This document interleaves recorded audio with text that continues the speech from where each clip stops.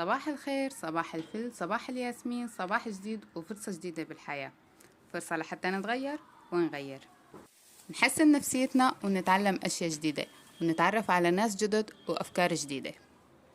أفكار مختلفة ممكن تعلمنا أو تساعدنا نتجاوز مشاكلنا بالحياة. شوفوا الشمس ما أحلاها اليوم، بتخلي الواحد يتفائل وتشجع الواحد على الشغل. خيار وفليفلة لبينو، احذروا شو رح نعمل اليوم. أكيد عرفتوا من عنوان الفيديو. أكيد يعني، بس أنا حابة أعمل شوية تشويق. بس المفاجأة إنه رح أعمل مخلل باذنجان. مخلل باذنجان السوري مو المصري، وركزوا معي لأنه في فرق بين الطبقين. ورح نعمل مخلل الفليفلة الحمراء التركي. كرمال تعليق متابعة كتبت لي إنه يا ترى بيصير نشويه على الغاز أو لا. أنا الصراحة قبل بمرة مو عملته، بس اليوم رح نساويه مع بعض. أول شي رح أعتذر منه لأنه تأخرت بالإجابة على التعليق لأنه ما كنت منتبهت له. وتاني شي أنا بدي أتشكرها جدا جدا جدا على ذوقها وأسلوبها بكتابة التعليق. يعني مبين من كلماتها بأنه هي إنسانة قمة بالذوق والأدب والاحترام والرقي. يلا أخواتي نبتدي بالفيديو. بسم الله. أنا لما كنت صغيرة وكنت أحضر الأفلام والمسرحيات المصرية كانوا على طول يجيبوا سيرة البتنجان المخلل، كنت ظنه مثل مخلل البتنجان السوري. بس بعدين لما صار في سوشيال ميديا وصرنا نشوف تحضير الأطباق، فأنا تفاجأت بأنه مختلف تماما. مخلل البتنجان أو بتنجان المخلل المصري بيتحضر بنفس اللحظة وبيتقدم على السفرة. أما بالنسبة لمخلل البتنجان السوري بنخلله بمي وملح بطريقة معينة وبنستنى عليه كذا يوم لحتى يخلل.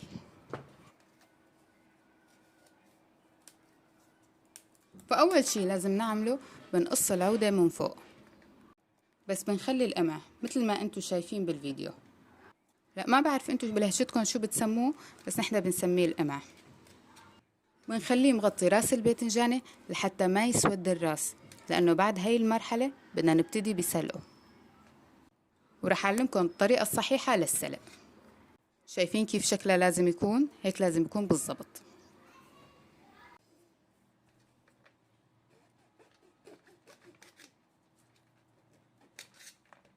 صار لي كذا سنة ما أكلت مخلل الباذنجان السوري، بس لما شفت هدول الباذنجانات بالسوق ما بعرف تشجعت وحبيت إني أرجع ساوية.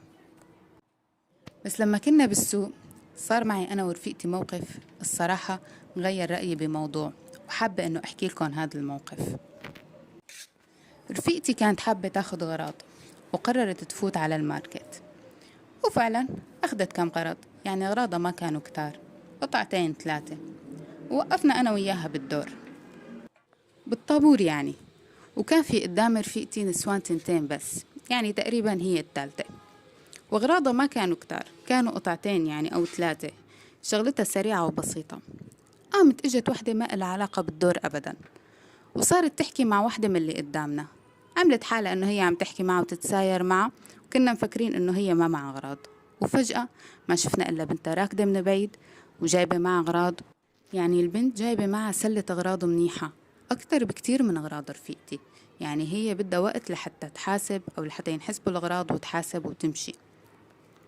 حتى ما فكرت إنه تستأذن من رفيقتي أو تقدم مبرر أو عذر إنه مثلا مستعجلة لسبب ما أو غيره. وأتارية هي عم تحكي مع المرة بس مشان تاخد دور رفيقتي.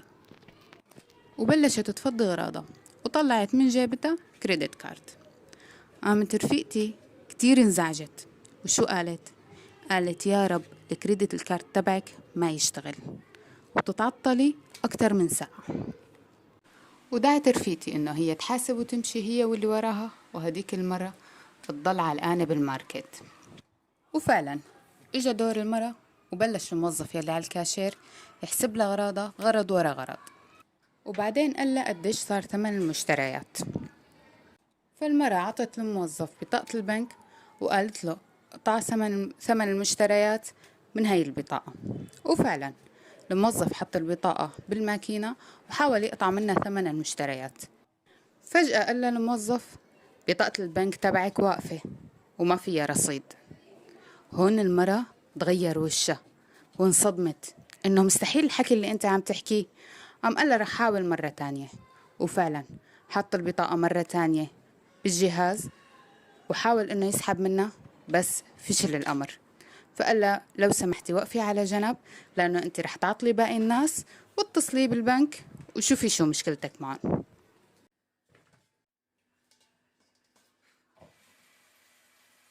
هلا هون رح اقطع القصة شوي لانه بدنا نسلق الباذنجانات، وبعدين بنرجع بنكمل القصة. شي بنحط كمية باذنجان بالطنجرة بحيث انه نقدر نغمرها تماما، يعني كل الباذنجان بيوصل له مي. وبعدين بنحط شي فوقها لحتى يكبس الباذنجان بطريقة كله يصير تحت المي إجباري. وبعدين بنغطي الباذنجان أو الطنجرة وبنتقلها بشي، لأنه الباذنجان بضل بفوش لفوق، يعني بيطفو للسطح. هاي الطريقة نفسها بنستخدمها كمان لسلق المكدوس. فلما كنا نساوي بسوريا هاي الطريقة كنا نعمل كميات كتير كبيرة، فكنا أحيانا نغطيه داير ما يندار بالقماش لحتى نضمن إنه كل الباذنجان يكون مغطى بالمي.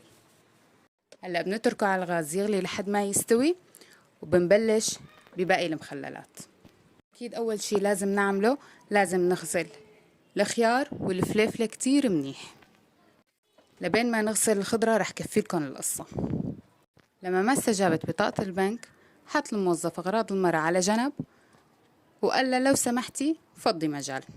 قامت المرة فعلا راحت على جنب ومسكت تليفونها واتصلت بزوجها، وصارت تقول له شو صار معها، وضلت تحكي معه مدة. يعني كنا نحن حاسبنا وحطينا أغراضنا على جنب على أساس عم بنضبن.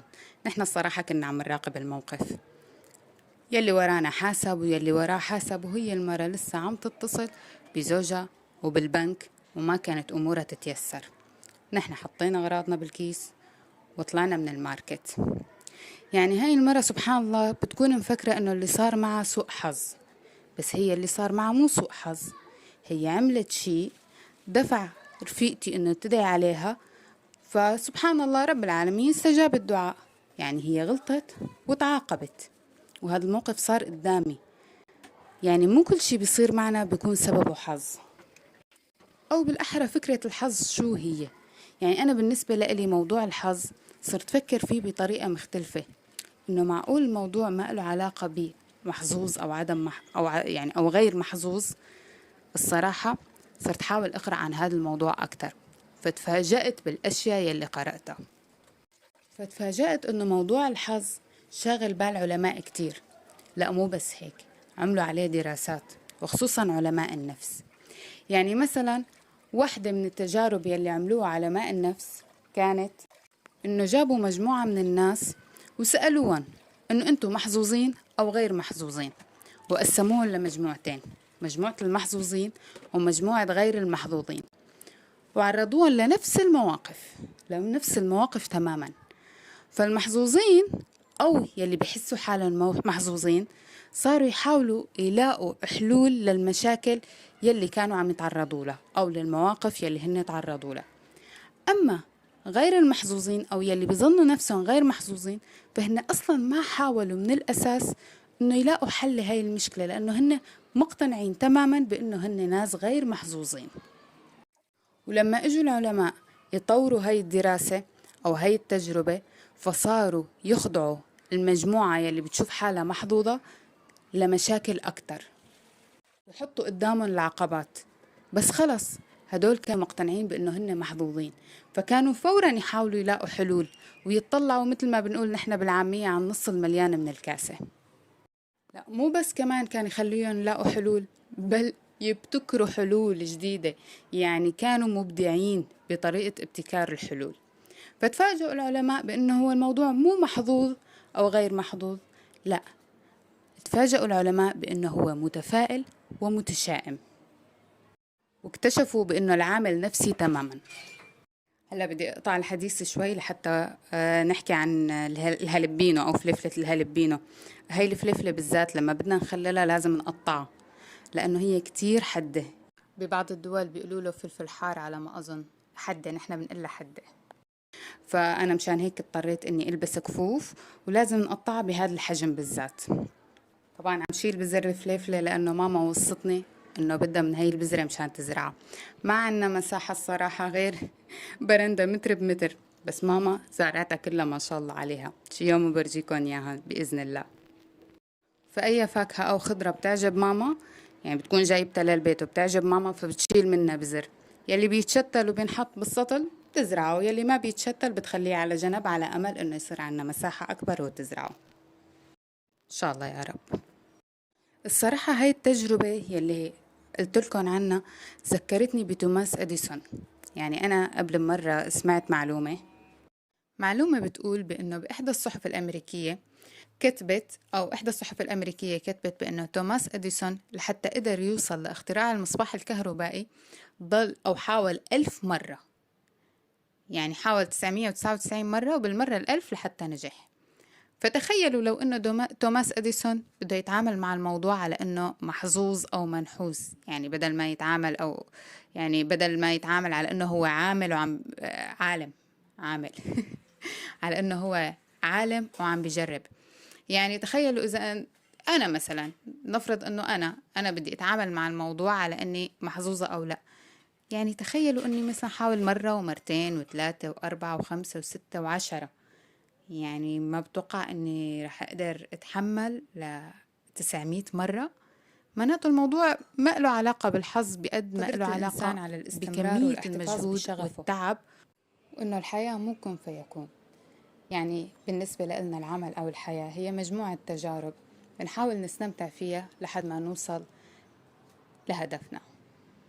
طبعا هون الباذنجان استوى، تأكدت من استوائه، حطيت ايدي بمي باردة وبعدين اتأكدت من استوائه بطريقة انه ما يكون كتير استوى وفرط ولا انه بعده قاسي، لا يكون استوى بس محافظ على قوامه. طبعا شلته هلأ من على الغاز وبلشت حطه بالمي الباردة. كتير ضروري اني برده تماما، لانه اذا ما تبرد تماما بينتزع وما بيصير اشتغل فيه قبل ما برده تماما. هلأ بلشت شيل القمع، شوفوا الراس ما أحلاه أبيض. هلأ بدي بلش شيل الراس، بس بدي انتبه ما أحرق إيدي، لأنه هلأ الباذنجان نار حار تماما. يعني حتى لو حطيته بمي باردة بس مع ذلك هو بعده نار لأنه ما برد تماما. شوفوا هلأ بلشت شيله من هاي المي وحطه بمي باردة تانية. بدي ضل بدله المي كذا مرة لحتى يصير بارد تماما. كتير مهمة هاي الخطوة. هلأ بدي اترك الباذنجان بعد ما خلص من شيل القمع ساعتين 3 4 قد من كان لحد ما يبرد تماما. بس بدي ضل اتأكد من المي، كل ما ارتفعت حرارة المي سحبت سخونة الباذنجان بدي بدلها. خلل الباذنجان بالنسبة للشعب السوري بمجرد انه نذكره فورا بيخطر على بالنا المجدرة. يعني مخلل باذنجان ومخلل لفت يساوي مجدرة. اكيد بناكلهم مع اكلات تانية، وخصوصا المخللات انه من الاشياء الطيبة كتير يلي بتعطي طعمة لكل الاطباق يلي بتتقدم جنبها. اكتر اكلة بتخطر ببال الشعب السوري لما بنقول مخلل باذنجان هي المجدرة. ما بعرف يجوز مرتبطة بالذكريات او شيء، بس هيك بالنسبة لنا. هلأ هون رح اتركهم ليبردوا تماما وبدلهم المي كل شوي. هون رح نبلش نعمل المحلول يلي بدنا نحطه للمخلل. انا هون عيرت لترين مي، عيرتهم كان عندي قنينة جايبة فيها عصير ومكتوب عليها 1 لتر، عبيتها مرتين فصار عندي لترين. يعني مو بالضرورة يكون عندكم بريق يكون فيه مقياس أو شيء، خلص الواحد بدبر أموره من الموجود. هاي علبة المخلل ممكن علبة الخل ممكن يكون مكتوب عليها لتر أو هيك، بصير بستعملها بعد ما خلص منها. العادة ما بستعمل عيار، بس كرمالكن هالمرة عيرت. نستعمل أول شي ملح صخري أو ملح خشن حسب شو بتقولوا له أنتو. بنحط 3 معالق ملح خشن ومعلقة سكر مسح تكون يعني مو كتير معباية، وكاسة خل كاملة. هلا هون أنا أول شي حطيت 3/4 الكاسة، لما دقته اكتشفت إنه لسه بده. فالعيار هو 3 معالق ملح خشن، معلقة سكر تكون مسح، وكاسة خل. المعلقة اللي عم حط فيها هي معلقة طعام، مبين عندكم حجم معلقة الملح كيف معباية تماما، وكيف معلقة السكر يعني مسح مبين عليكم بالفيديو. هلا هون المسا بعد كذا ساعة كان برد الباذنجان تماما. بدنا نبلش نصفه بالقطرميزات، بنفتحه بالسكين شوي مشان يتخلل لجواته المحلول، وبنبلش نصفه بالقطرميز بالطريقة اللي عم بتشوفوها. وبنحط توم إذا حبيتوا، أنا بحب حط توم الصراحة، بيعطي طعم كتير طيب، كتير طيبة. هلأ بس خلصنا صف القطرميز بنضيف المحلول يلي عملناه من شوي. طبعا هذا المحلول بدي اضيفه لكل مخللات نفس العيارات،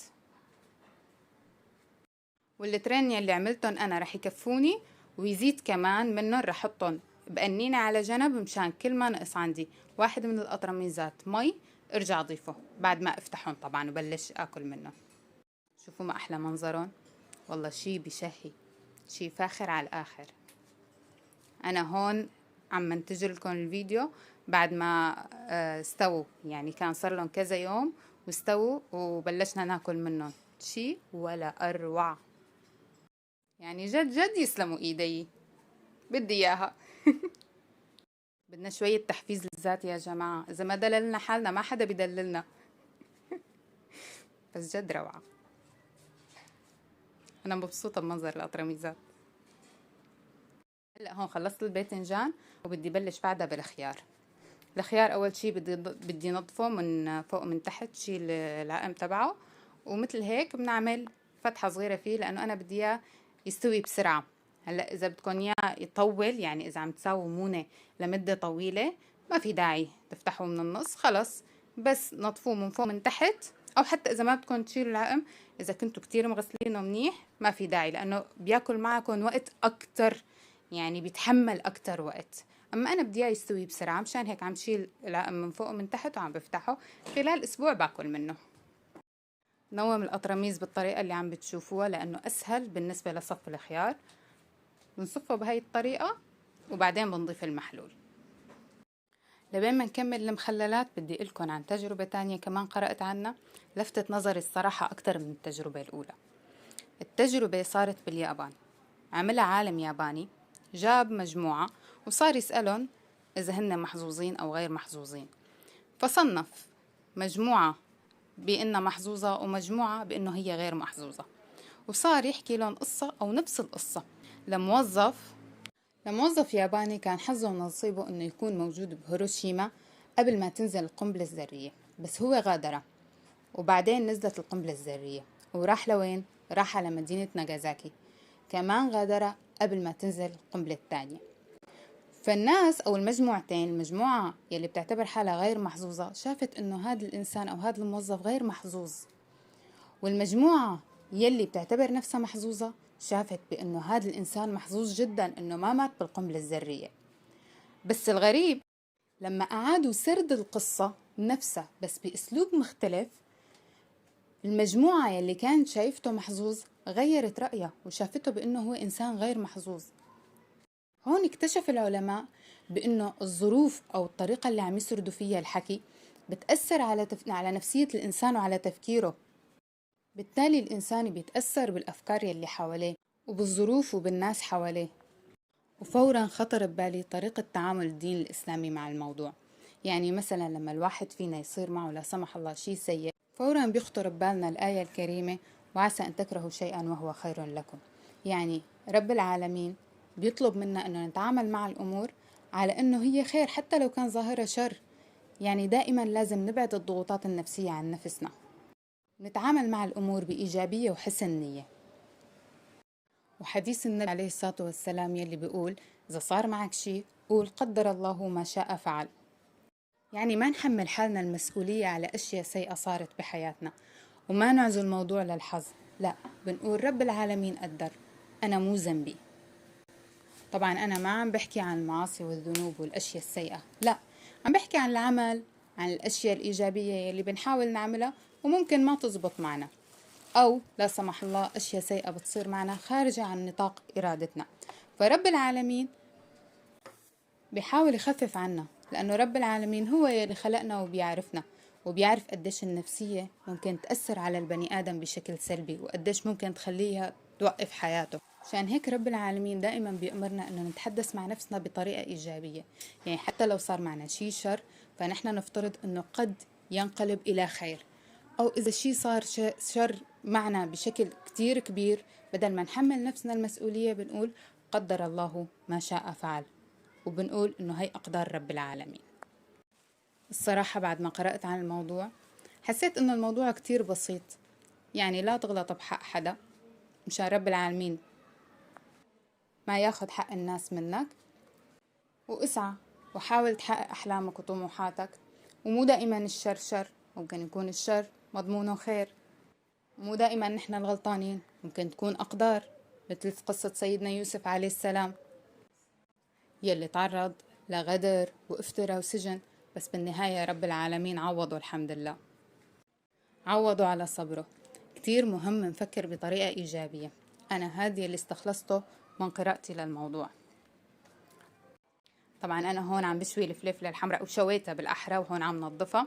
بس بدي أحكي شغلة عن موضوع شوي الفلفلة الحمراء. أنا أول مرة بجرب هاي الطريقة، وبدي أقول لمتابعتي شكرا على هالفكرة وعلى هالتعليق. الصراحة ما كان خاطر ببالي، أنا كنت بعمله بالفرن عادي، بس الصراحة على الغاز مختلفة طعمته، لأنه فيه طعمة التدخين، بتحسوا حالكم عم تاكلوا فلفلة مدخنة. بس الصراحة الطريقة متعبة أكتر، لأنه على الغاز بياكل وقت أكتر بكتير من الفرن. بس الصراحة التعب بيستاهل. هلأ أنا شويتهم، وهلأ عم نظفهم. بدي نظفهم من البذر، وبدي شيل القشرة اللي سودت. الصراحة أنا اضطريت غسلهم لأنه فيهم كتير لون أسود، وندمت إنه أنا ما سويتهم بجنب الحنفية مشان غسلهم أول بأول، مثل الباذنجان المتبل مثل ما بنساوي يعني. هلأ هون بعد ما خلصت تنظيفهم ما بدي أقطعهم هالمرة، بدي أتركهم على نفس الطول. بدي ساوي المحلول. طبعا هذا الفلفلة الحمراء التركية محلولة بيختلف عن المخلل العربي. هلأ هون بدي أحط معلقة ملح واحدة، معلقة وسط، مو معلقة الطعام الكبيرة، معلقة وسط. وبدي أحط خل تلت الكاسة تقريبا. هلأ بورجيكم الكمية، شايفين قديش؟ أقل من النص. وبدي أحط كمان زيت، فيكم تستعملوا زيت أبيض وفيكم تستعملوا زيت زيتون. أنا بدي استعمل الزيت الأبيض. بدي أحط ربع الكاسة تماما. شايفين الكمية قديش؟ هلأ بدي أضيفهم فوق بعض وحركهم كتير منيح لحتى يدوب الملح الخشن. خلي كل شغلكم بالملح الخشن لما بتتعاملوا مع المونة. يلا نحركهم. الصراحة استووا وأكلناهم، مو أكلنا منهم. كتير طيبين ولا أروع. يعني هاي الطريقة أنا حبيتها أكتر من هديك الطريقة الصراحة. شكرا لمتابعتي على هالتعليق. هلأ بدي أضيفهم فوق الفليفلة، بحركها مزبوط وبحطهم بالقطرميز. طبعا هذا القطرميز لقيته كبير عليهم، هلأ رح بدله قدامكم وحطه بقطرميز أصغر، فرح يزيد من المحلول اللي عملته. الصراحة أنا توقعتهم يعبوا القطرميز، مشان هيك عملت هاي الكمية من المحلول، بس طلع ما رح يعبي القطرميز. مشان هيك رح شيل شوي من المحلول حطهم على جنب، ولما بعدين يخف القطرميز يلي لما بشيل منه يعني بحط منه هذا المحلول مشان ما يبيض من فوق. شوفوا هذا القطرميز الصغير، شفتوا كمية المحلول اللي زادت. طبعا انا نسيت احط ثوم لانه من الصبح عم بشتغل بالمونة، بس اخر شي بجيبه بحط كم حبة ثوم. صراحة الثوم بيعطيها طعمة مختلفة تماما. هلأ بحركها تماما وبسكر القطرميز. انا ما نبهتكم بانه الفلفله الحمراء بمجرد انه شلتوها من على الشوي وهي سخنه تغطوها بكيس، لانه هاي الطريقه بتساعد على انه يكون انفصال القشره عن الفلفله اسهل بكتير. طبعا هذا الشيء كان واضح بالتصوير بس انا ما ذكرته بلحظتها، بس قلت برجع بنبهكم ما لنا خسرانين شيء. هاي القطرميزات يلي طلعت عندي من كل نوع تقريبا طلع عندي قطرميزين، باستثناء قطرميز واحد زياده كان في خيار وهلبينو مع بعض. ما في مشكلة إذا حطينا الخيار والفلفلة مع بعض، بس رح يطلع حد كتير. الخيار رح يطلع حد كتير تماما. وطلع عنا قطرميز مخلل فلفلة حمراء. لازم نحطهم بصينية، لأنه أول كم يوم بتبلش القطرميزات تفور مشان ما تكب على الأرض وتنزع الدنيا. والمية اللي زادت بنحطها بقنينة أو قطرميز على جنب مشان نصير نزيدها لما بنفتح القطرميزات. فيديو اليوم خلص، إن شاء الله يكون عجبكم يا رب واستفدتوا منه. هلا أنا بدي أقعد أشرب كاسة اليانسون وأقعد أقرأ، يعني بعد هالتعب بحق لي دلل نفسي وأعمل الأشياء اللي بحبها. إذا حابين تشاركوني رأيكم بموضوع الحظ يا ريت تكتبولي بالتعليقات، كتير بكون سعيدة برأيكم. وإذا عندكم سؤال عن الفيديو يا ريت كمان تكتبولي بالتعليقات. إذا في عندكم قصص صارت معكم أو صارت مع ناس تانيين وسمعتوا عنها بالنسبة لموضوع الحظ، تابعوني على الانستغرام واكتبولي وراسلوني، نستفيد كلنا مع بعض. يعني بنحكيها على القناة إذا بتحبوا، وإذا بتحبوا إنه أنا اتفاعل أكتر على السناب شات كمان روحوا تابعوني هناك. الله بترككم بأمان الله. باي.